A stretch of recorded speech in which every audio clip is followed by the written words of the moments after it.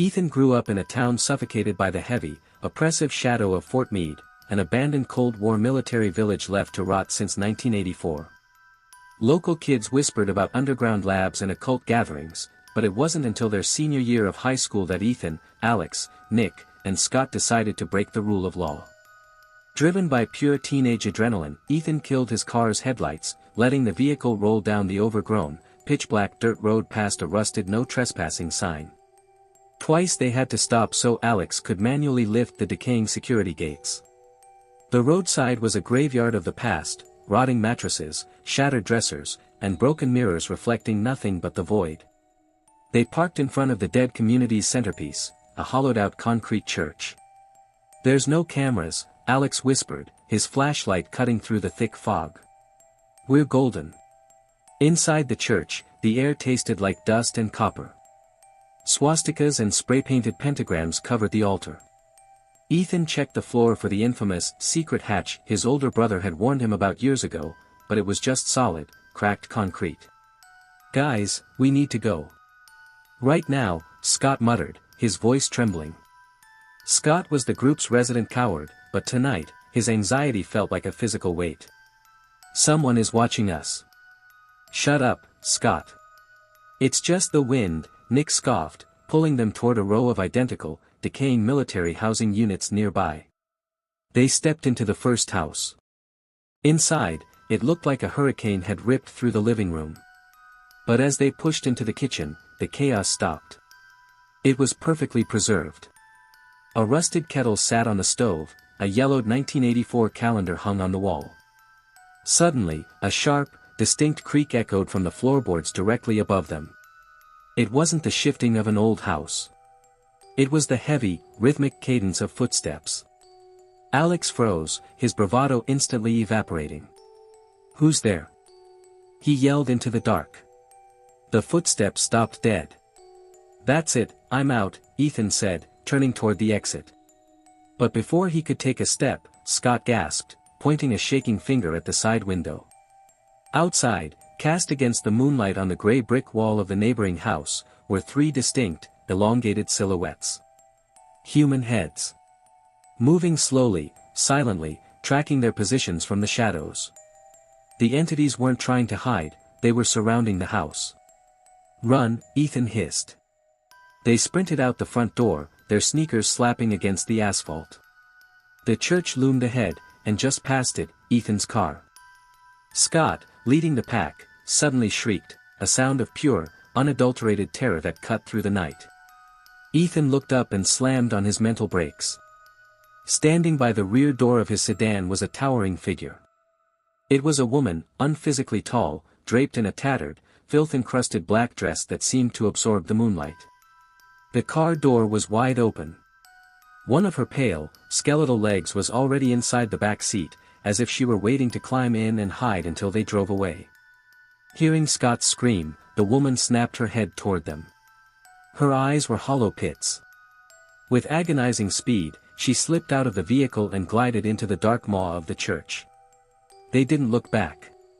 Ethan slammed his keys into the ignition, floored the gas, and fishtailed wildly onto the dirt road, barely keeping the car on the path. Years later, Ethan looked up the base online with his girlfriend. It had been completely demolished in 2014. No records of squatters or vagrants were ever filed. To this day, Ethan's blood runs cold when he realizes one terrifying truth: if Scott hadn't screamed, they would have driven home that night with a 9-foot-tall nightmare sitting quietly in the dark behind them. My wife always loved ghost hunting. I didn't believe in the paranormal until the night we broke into the house on Blackwood Lane, and found something that wasn't dead, but certainly wasn't human. Before they got married, Mark and Clara were reckless.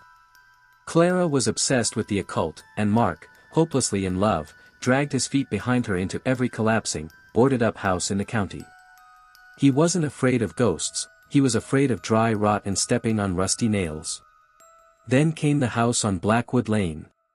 It was a miserable, stormy Tuesday night when Clara found it, a crooked, 2-story colonial swallowed by weeping willows. Mark had to use his shoulder to cave in the boarded-up front door. The moment they stepped inside, Mark's flashlight beam dropped into a void. Half of the living room floor had completely collapsed into the basement, leaving a jagged, gaping maw. "Clara, this place is a death trap. The foundation is gone. We're leaving," Mark ordered.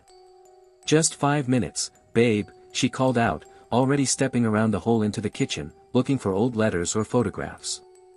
Sighing, Mark reluctantly explored the upstairs to speed things along. Every step felt like a gamble against gravity. The first bedroom was deeply unsettling.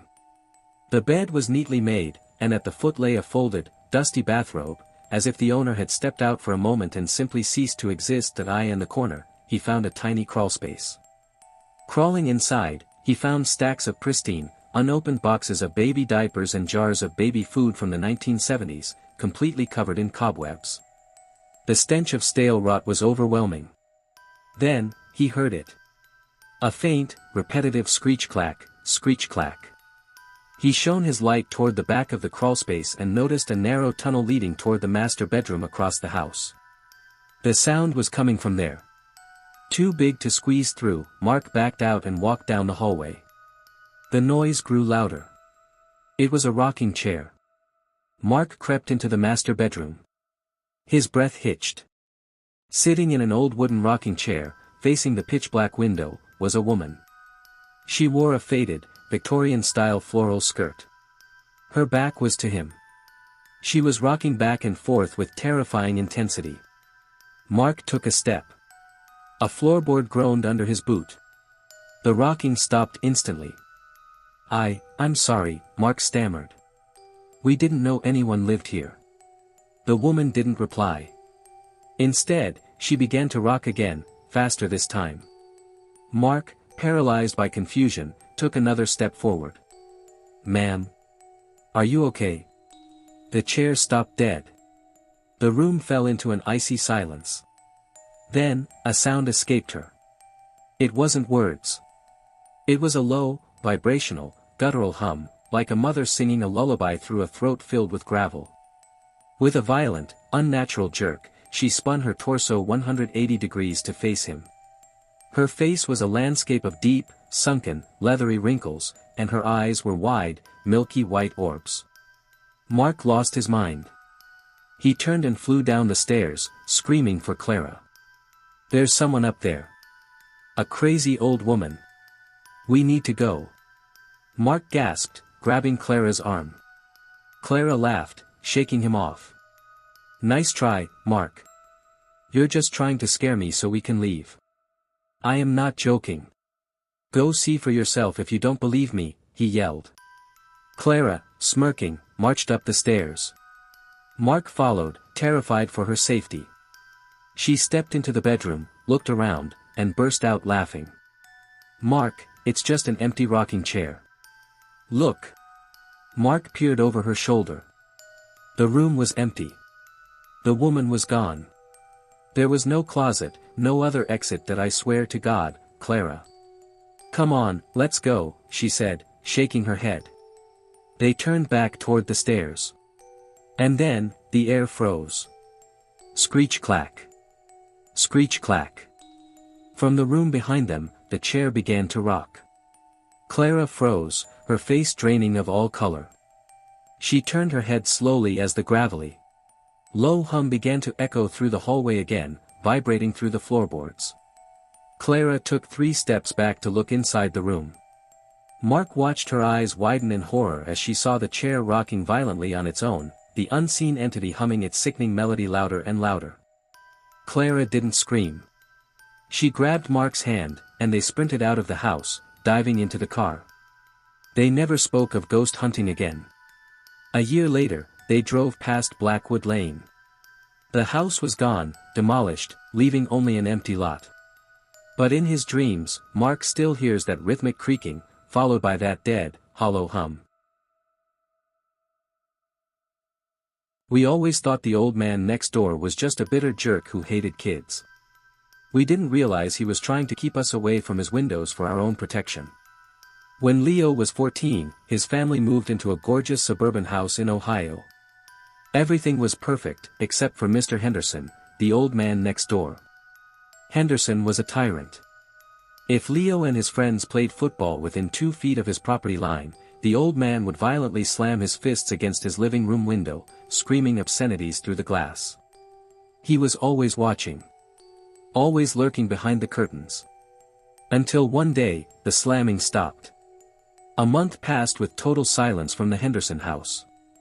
Leo and his friend Joel even joked that the old man had finally kicked the bucket. Then came a freezing Saturday morning at 4 a.m. Leo and Joel were awakened by flashing red and blue lights cutting through the bedroom blinds. Looking outside, they watched in eerie silence as 2 paramedics wheeled a heavy, zipped-up black body bag out of the Henderson house. The old man had died alone, rotting in his chair for weeks before anyone noticed. For 3 years, the house sat abandoned. Henderson's estranged son refused to come claim the property. The house became a tomb, rotting from the inside out right next to Leo's bedroom window. One night, during a sleepover, Leo was trolling Joel, claiming he had seen Mr. Henderson's ghost staring from the abandoned window. "You're a coward, Leo," Joel dared him, tired of the teasing. "If you're so brave, go inside. I dare you." Not wanting to lose face, Leo grabbed a flashlight, crossed the lawn, and slipped through a small, unlocked basement window. The smell hit him like a physical blow, a sickening mixture of stagnant water, dead rodents, and an underlying scent of ancient decay. He choked back vomit, pulling his shirt over his nose. The house was frozen in time. In the living room, a dusty book sat open on the side table next to a hollowed-out recliner. In the kitchen, a moldy coffee mug sat in front of a chair draped with a moth-eaten sweater. Leo walked down the narrow hallway into the front bedroom, the very room that faced his own house. He shone his flashlight out the window and waved at Joel and his friends, who were watching from his bedroom across the yard. Joel looked terrified. Suddenly, a massive boom shook the walls. It sounded like a heavy body being thrown violently against the drywall in the master bedroom at the end of the hall. Leo's heart stopped. He turned off his flashlight, freezing in the dark. No footsteps followed. Panic seizing him, Leo bolted out the back door, ran across the yard, and climbed back into his own house. "The place is a biohazard," Leo told his friends, trying to hide his shaking hands. "Just old wood shifting." They fell asleep around 2 a.m. But at 3:30 a.m., Joel violently shook Leo awake. "Leo, wake up. Someone is in that house," Joel whispered, tears welling in his eyes. "I keep hearing knocks." Leo sat up. Through the silence of the night, 2 distinct, heavy knocks echoed from the dark Henderson house. Knock. Knock. Leo crept to the window. The moon illuminated the abandoned bedroom across the yard. "Look in the doorway," Joel whimpered. Deep inside the dark room, barely visible against the hallway light, was a tall, pitch-black silhouette of a person. It was completely motionless. "It's just a coat rack, Joel." "Chill out," Leo lied, trying to calm his own racing pulse. "No, it's not." "Look!" Joel cried. The silhouette moved. It didn't walk, it glided forward with a jerky, unnatural motion, shifting from the deep darkness of the doorway until it stood directly against the glass of the window. The boys screamed, waking up the rest of the friends. 5 teenagers stood paralyzed at the window, staring across a 15-foot gap at a figure standing in the abandoned house. It had no face, just a solid, shifting mass of shadow that seemed to absorb the light around it. As they watched, the figure slowly raised a long, shadowy arm, placing its hand flat against the glass. Then, it turned around and faded back into the blackness of the house. A year later, Mr. Henderson's son finally arrived with a dumpster to gut the house. Leo's dad went over to talk to him. The son mentioned that his father had gone insane in his final years, constantly complaining that something was living in the walls, trying to mimic him, and that he had to keep banging on the windows to scare it away from the neighborhood kids. Leo never looked out his bedroom window at night again. The house was sold to a new family, but sometimes, when the street goes dead quiet, Leo can still hear those 2 distinct knocks coming from the other side of the wall.